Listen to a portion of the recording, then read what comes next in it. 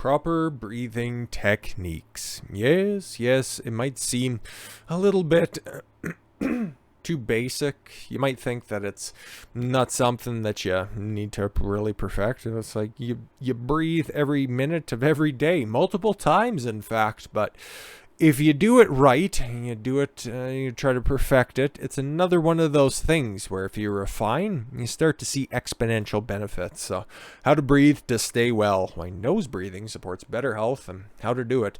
And it's another one of those things where I really picked up on when I started to do yoga. Okay, I'm a subscriber to the DDP yoga. I think it's a very good platform. And one of the things that they really focus on, and I can't speak to any other yoga practitioners or yoga practices, that are out there, but I'd imagine they're probably also focusing on breathing as well. And when you breathe in, you should be expanding your midsection. You should be expanding your lungs. You should be taking in as much breath as you can. But it seems to be at a point where if you're not consciously making these decisions, it seems to be your inhale, like you start to retract your diaphragm. It's like, that doesn't seem to make sense. Somewhere along the line, we forgot how to breathe.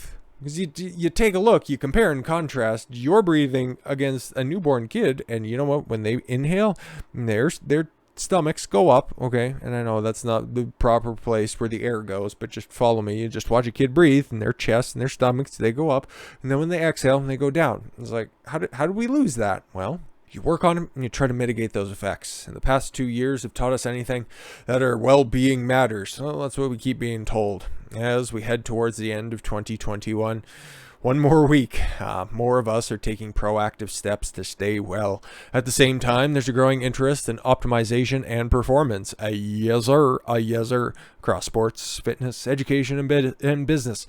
We're looking for new ways to feel better and achieve our potential. But behind these positive wellness trends, the story is a challenging one. Stress is currently the leading cause of illness worldwide.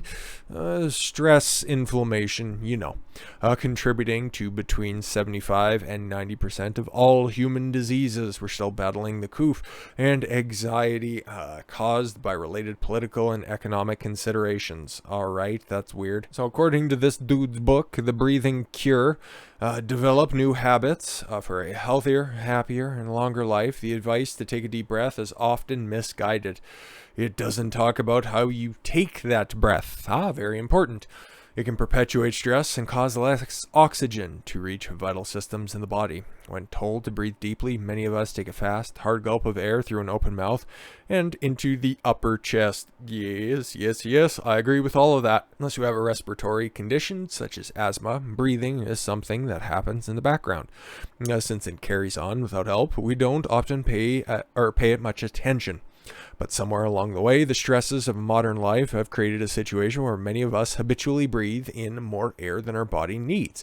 Stress perpetuates a fast shell breathing pattern that disrupts vital blood gases. Once breathing is out of whack, it's easy to get stuck in this vicious cycle. Your breathing becomes chronically fast and shallow. Your sleep is disrupted and stress sets in, increasing your risks of disease and stopping you short of your potential. To correct dysfunctional breathing, you must first notice whether you breathe through your nose or your mouth. During the day, this is not easy to spot. At night, it's a little harder. If you snore or have sleep apnea, your partner may be able to tell you. If you sleep alone, then there are signs to look out for. If you regularly wake up with a dry mouth or bad breath in the morning, and again, if you live alone, how would you know if you have bad breath or not? But again, figure it out for yourself, I guess. Breathe into the mirror at real close levels, and if there's something green left on it, and maybe whatever, it's likely that you mouth breathe during sleep. Yeah. After the age of 40, I still got a decade. You're around 6 times more likely to spend at least half of the night, mouth breathing. Extra weight on the stomach, neck, tongue also contribute to mouth breathing. And for women going through menopause, the risk of sleep apnea increases by 200%. Yes, and so does being thrown out with the trash. Nose breathing is vitally important for health and well-being. It improves the quality of inhaled air, filtering, warming, and humidifying it before it reaches the lungs. It provides a first line of defense against viruses, bacteria, and allergens. Your nose protects you against 20 billion particles of foreign matter every day. When it comes to breathing, the mouth really has no purpose except to serve as a backup, whereas the nose performs at least 30 functions on behalf of the body. So why should you be breathing through your nose? Well, if all of those pieces of anecdotal, and structural evidence doesn't persuade you, here are some more benefits of nose breathing. And when you have a nose like mine, well, it's developed for breathing in lots of oxygen. When you breathe through your nose, the extra resistance results in 10 to 20% a better oxygenation of the cells and organs. Nose breathing is 22% more efficient than mouth breathing. This means breathing is easier and your breathing muscles don't get tired so quickly. When you breathe through your nose, your you breathe in. Geez, the E should have just let me know about something. Perhaps I should be breathing a little bit better, and then my eyes would work. I think that's how science works. A gas, nitric oxide, which is produced in the sinuses around your nose. Nitric oxide helps sterilize the air you inhale. It inhibits a viral replication of the coof. Interesting. It protects against bacteria, fungi, and other pathogens like the coof. Breathing in and out through your nose helps keep your airways clear. Now, the carbon dioxide and nitric oxide in the nasal airways both act to dilate blood vessels, preventing your nose from becoming blocked. Nitric oxide also works to open the blood vessels in your lungs, allowing more oxygen to get into your blood. Nose breathing during sleep eliminates mouth snoring and makes sleep apnea symptoms less severe. During mouth breathing, your tongue can fall back into your airways and then you Bon Scott yourself, essentially choking you. Mouth breathing involves a faster flow of air, which increases the likelihood that your airway will collapse. All of those are just extreme cases, but it's something you should be noting, I guess. Although we generally think of oxygen as the most important breathing gas, it's not, because nitrogen is the most plentiful gas that's in the air. The human body also needs a healthy balance of carbon dioxide to survive. Yes, indeed. Most of the oxygen you inhale travels around your body and the hemoglobin in red blood cells. Carbon dioxide is important because it is a catalyst to release this oxygen into your tissues and organs. Nose breathing activates areas in the brain that are essential for focus and concentration. It creates blood flow to your brain that helps you get in the zone. Conversely, mouse breathing, that's not a thing. Your fight or flight stress response, which switches off the areas of your brain that are involved in things such as problem solving and memory. Long-term activation of the stress response kills brain cells. Be less stressed, be more smart. Thanks. Actively shrinking your brain. By restoring nasal breathing, you'll automatically begin to normalize your breathing volume and reduce the amount of air you breathe into your body. This is important because it promotes good health, keeping you well. One problem with overbreathing, that is, oh my lord, stress breathing and shallow breathing as well, is that it disrupts levels of carbon dioxide in your blood. Carbon dioxide has a very important role in keeping us alive, yes, and we already know exactly why that is. So disrupting that homeostasis between oxygen and carbon dioxide is important. Healthy breathing shouldn't be a fleeting trend. The task is to build new, healthy habits. The way you breathe affects your ability to focus on important tasks for reasons already explained. So, how do you go about doing this? How do you incorporate the nose that knows how to breathe? If your nose is blocked, use the unblocking exercise. Sit upright and blow your nose. Oh, I'm sorry. Sit upright in a straight back chair, calm your breathing, take a small breath, 2 seconds, in through your nose if you can, and a small breath, 3 seconds, out through your mouth. There you go. It's almost like I already knew that. And of course, I condensed that, mostly because I just want to be cognizant of your time as well. If you can't breathe in through your nose, you can take a tiny sip of air through the corner of your mouth. Yeah, exactly. After the exhale, pinch your nose and hold your breath. Interesting.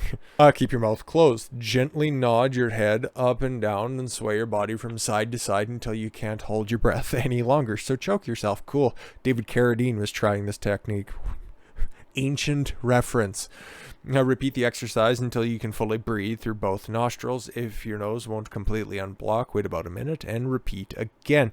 And properly hydrate too. I noticed that helps because, yeah, my nose. I'm allergic to but a few things. Unfortunately, I'm consistently surrounded by those things that do whip up my allergies, and especially in the winter when it up here in Grand Prairie, it's awfully dry in the winter. Like, I experienced some severe, especially when it's ultra cold, some more dry skin than I normally would throughout the other 4 months of niceness that's here in the year. But it definitely affects my sinuses, and I notice that quite a bit. But if I'm properly hydrated and properly breathing through my nose, keep those pathways open through proper breathing practices, you don't find yourself blocking up. So yeah, just try hydrating if you find yourself with a blocked nasal passage. And then, yeah, don't try to force anything in there, rolling up a Kleenex or anything like that, a Q-tip or anything to try to open it up. Don't be doing that. That just does more harm than good. You can't blow it open, then there's no opening it, and just try again later. If you have a small nose, a deviated septum, or some other nasal obstruction, try a nasal dilator. This will open up your airways and make nose breathing easier. Yeah, it could work. Like, you could try to force it open, but it won't stay open. By the way, your just nose sometimes, you know what, if there's a different agitators that are in the air, or ones that happen to hit your respiration system, you could just close it, okay, and your nose could be taking defensive actions in order to stop the intrusion of those different agitators. Spend 10 to 15 minutes before sleep slowing down or reducing your breathing. This will calm your mind and reduce your susceptibility to snoring and sleep apnea. Indeed, you guys can always find 10 to 15 minutes to just chill out. Okay, put on some white noise. I would recommend, okay, if you have some headphones, some good quality headphones, the Calm app. Okay, a free app. It has a bunch of different nature noises. Okay, you got waterfalls, a babbling brook, a babbling idiot too, if you've decided to continue watching as long as you have. You got campfire, empty forest. There's a whole bunch of lovely little noises that's on there. Take 10 to 15 minutes. Close your eyes. Practice the little breathing idea that's there. 2 seconds in and then 3 seconds out. Trust me, at 5-10 minutes, that's all you need. It'll set you on the right path. It'll either help you slow down the end of your day or just really get you going and waking you up. Trust me, it works wonders. But with that said, guys, thank you all very much for the gift of your time. I've been Don Consuelo. I want you to follow your gut and get after it. Take care, everyone.